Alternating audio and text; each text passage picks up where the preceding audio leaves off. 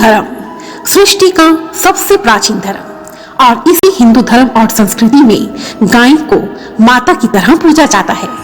ऐसी मान्यता है कि एक गाय में 33 करोड़ देवी देवताओं का वास होता है। कहा जाता है कि गौ माता जिस स्थान पर बंधी होती है उस स्थान के सभी प्रकार के वास्तु दोष स्वयं ही दूर हो जाते हैं। पुराणों में भी यह वर्णित है कि मृत्यु के समय यदि कोई मनुष्य गाय की पूंछ छू लेता है तो उसके मुक्ति के मार्ग स्वयं ही खुल जाते हैं। महाभारत में भी यह वर्णित है कि जब पांडव वन जा रहे थे तो उन्होंने भी गौ माता और ब्राह्मण का साथ मांगा। जो मनुष्य प्रतिदिन सफेद गाय को प्रेम से रोटी खिलाता है तो उसकी कुंडली से पितृ दोष सदा के लिए दूर हो जाता है। जो मनुष्य श्रद्धा से गौ माता को भोजन करवाता है, उसकी सेवा और पूजा करता है तो उसके जीवन से सभी कष्ट और संकट धीरे धीरे दूर हो जाते हैं और अगले जन्म में भी वह सुंदर शरीर धारण कर सभी प्रकार के सुखों को भोगता है। इसी विषय पर आधारित है आज की यह सुंदर कहानी। किसी कस्बे में एक साहूकार रहता था। उसके परिवार में थे उसकी पत्नी कौशल्या और पुत्री श्वेता। साहूकार के घर में धन धान्य अन्न वस्त्र की कोई कमी नहीं थी। साथ ही साहूकार और कौशल्या देवी बहुत ही दयालु स्वभाव के थे। साहूकार के घर में 2 दुधारू गायें भी थी। कौशल्या देवी और उनकी बेटी श्वेता दोनों ही गायों की बहुत सेवा करती, उन्हें अपने हाथ से चारा खिलाती थी। साहूकार की बेटी श्वेता देखने में बहुत ही सुंदर और संस्कारी लड़की थी। वह सभी के साथ बहुत मीठा बोलती और घर आने वाले सभी अतिथि जनों का अच्छी तरह से आदर सत्कार करती थी। श्वेता के रूप और गुणों की चर्चा कस्बे के प्राय सभी लोग करते थे। एक दिन की बात है, एक बहुत ही पहुंचे हुए संत उस कस्बे में पधारे। जब सेठ को संत के आने की बात पता चली तो उसने संत को अपने घर भोजन के लिए आमंत्रित किया। निश्चित समय पर वह संत साहूकार के घर पधारे और हमेशा की तरह श्वेता ने संत का बहुत अच्छी तरह से आदर सत्कार किया। उन्हें गाय का दूध पीने के लिए दिया। दूध पीने के पश्चात संत ने साहूकार के घर में चारों ओर नजर दौड़ाई तथा फिर श्वेता को देखा और फिर कुछ समय के लिए संत ने अपने नेत्र बंद कर लिए। वह संत बहुत पहुंचे हुए संत थे और मनुष्य का मस्तक देखकर उसका भूत भविष्य सब कुछ बता देते थे। कुछ क्षणों के पश्चात संत ने अपने नेत्र खोले और साहूकार से बोले, साहूकार, तेरी पुत्री बहुत ही सुंदर, सुशील और गुणवान है। बहुत भाग्य से ऐसे संतान की प्राप्ति होती है।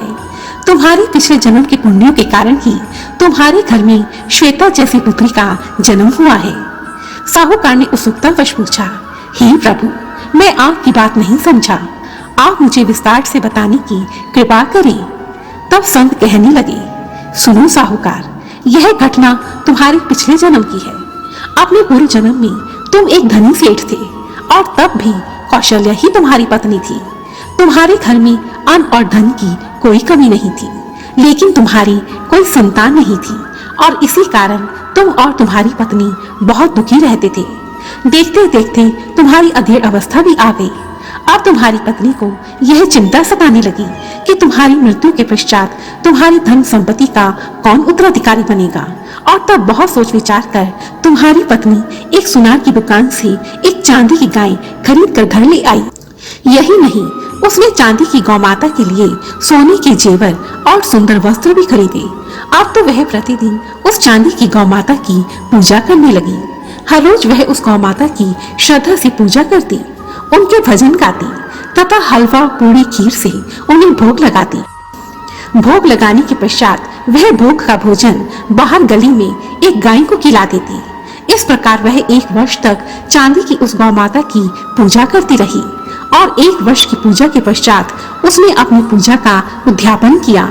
उद्यापन करने के लिए उसने एक योग्य ब्राह्मण को अपने घर भोजन पर आमंत्रित किया तथा भोजन करवाने के पश्चात उसने वह चांदी की गौ माता तथा बहुत सा धन और अन्न उस ब्राह्मण को दान में दिया।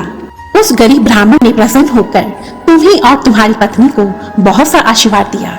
उसके पश्चात तुम्हारी पत्नी प्रतिदिन एक गौ माता को अपने हाथ से रोटी और गुड़ खिलाती थी तथा उसकी सेवा करती थी और तुम भी हर महीने अपनी कमाई का एक हिस्सा गौशाला में दान करते थे। वृद्धावस्था आने पर तुम दोनों पति पत्नी की बिना किसी कष्ट, बिना किसी बीमारी के एक साथ ही मृत्यु हो गई। मृत्यु के पश्चात जब तुम दोनों यम मार्ग से गुजरे तो मार्ग में भयानक वैतरणी नदी आई। ही साहूकार, जिस प्रकार धरती की नदियों में जल प्रवाहित होता है, उसी प्रकार यमलोक की इस भयानक नदी में रक्त और मवाद बहता है। इस भयानक नदी में मगरमच्छ, सुई के समान भयानक मुख वाले कृमि, मछली और वज्र जैसी चोंच वाले गिद्ध रहते हैं। इस भयानक नदी को पापी मनुष्य पार नहीं कर पाते। लेकिन जैसे ही तुम दोनों पति पत्नी इस भयानक नदी के समीप आए, तब तुम्हारी पत्नी ने आंखें बंद करके गौ माता का ध्यान किया और उसी समय एक चमत्कार हुआ। वही चांदी की गौ माता उसी समय वहां प्रकट हो गई। उस गौ माता ने बहुत ही मधुर वाणी में कहा, घबराओ नहीं, तुम दोनों बस मेरी पूंछ पकड़ लो। और तुम दोनों पति पत्नी ने उस गौ माता की पूंछ पकड़ ली और गौ माता तुम दोनों को लेकर उस भयानक वैतरणी नदी के ऊपर से उड़ने लगी तथा बहुत ही आराम से उस भयानक नदी को पार करवा दिया। अब यमलोक में पहुंचकर गौ माता की सेवा के महान पुण्य के कारण तुम्हें स्वर्ग में स्थान प्राप्त हुआ और फिर कुछ समय वहां बिताने के पश्चात तुम्हारा और तुम्हारी पत्नी का फिर से जन्म हुआ।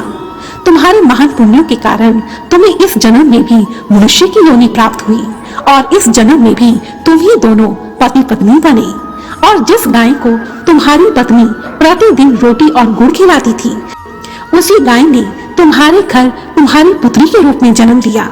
तुम्हारी बेटी श्वेता ही वही गाय है जिसके पूर्व जन्म में तुम्हारी पत्नी ने बहुत सेवा की थी और इस जन्म में वही गाय तुम्हारी बेटी बनकर तुम्हारी सेवा करके, तुम्हारी आज्ञा का पालन करके तुम्हारा वह कर्ज अदा कर रही है।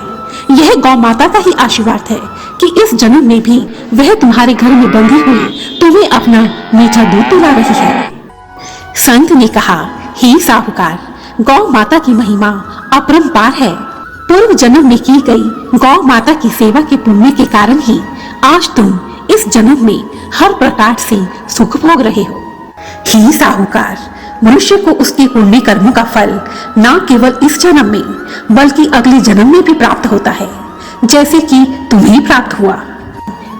संत की बात सुनकर साहूकार और उसकी पत्नी आश्चर्यचकित हो गए। उनकी आंखों से खुशी के आंसू बहने लगे। उन्होंने संत के चरण पकड़ लिए और मन ही मन यह प्रतिज्ञा की कि वे इसी प्रकार गौ माता की सेवा करते रहेंगे। जय गौ माता, गौ माता की जय। और यदि आपको यह वीडियो पसंद आई है तो प्लीज मुझे कमेंट सेक्शन में जरूर लिखें और मेरी ऐसे ही दूसरी वीडियोस को देखने के लिए रेड कलर के बटन को प्रेस कर मेरे इस चैनल को सब्सक्राइब करें और साथ ही बेल आइकन को भी जरूर दबाएं ताकि मेरी आने वाली सभी वीडियोस की नोटिफिकेशंस आपको टाइम पर मिलती रहे। धन्यवाद। जय माता दी।